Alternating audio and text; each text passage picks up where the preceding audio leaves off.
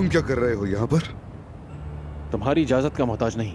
मौके का फायदा उठा रहे हो? हाँ, पीछा कर रहे हो हमारा? दुनिया सिर्फ तुम्हारे गिर्द नहीं घूमती अदनान साहब। ठीक है, बहुत हो गया, मैं कोई लड़ाई नहीं चाहती यहाँ। हम लड़ते हैं या नहीं ये बात की बात है, लेकिन मुझे समझ नहीं आता कि तुम चाहते क्या हो आखिर। ईशा को तुमसे ले लिया इसलिए कर रहे हो ये सब, और यही वजह है कि ज़मरुद के इतने करीब आ रहे हो तुम। हाँ, अदनान क्या बातें कर रहे हो ये?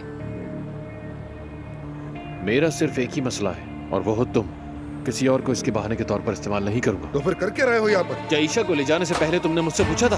फिर मुझसे वजाहत क्यों मांग रहे हो? मैंने तुम्हें अपनी बीवी से दूर रहने को नहीं कहा था, फिर भी इसके आसपास घूम रहे हो। पता कैसे मिला तुम्हें यहाँ का? तुम्हें कभी अकल नहीं आएगी। हाँ, हमेशा घमंडी ही रहना तुम। मेरे सब्र को मत आजमाओ, समझे? अच्छा बस अब बहुत हो गया, रुक जाओ।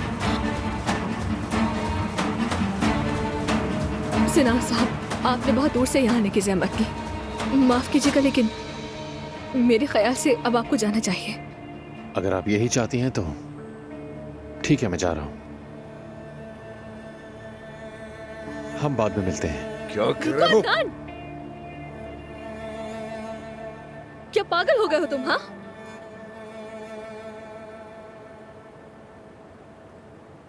देखो जरा कितनी बदतमीजी है, चीजों की कीमत हटाने की भी जहमत नहीं की। आहा, अरे अजमत साहबा कहाँ थी आप? देखिए नवीन और लतीफ भी अपने कमरे में नहीं और आप भी गायब हो गई।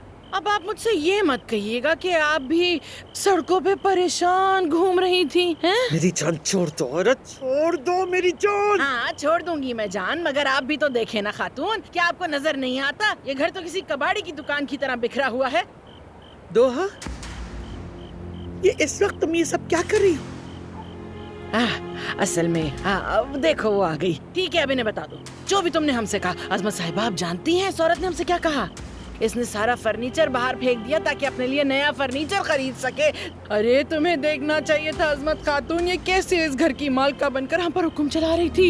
ये इस घर पर कब्जा कर रही है। अब तो जाग जाओ तुम, कुछ खबर ही नहीं तुम्हें। जाग जाओ अजमत साहिबा, जाग जाओ। कहाँ गई तुम्हारी गैरत?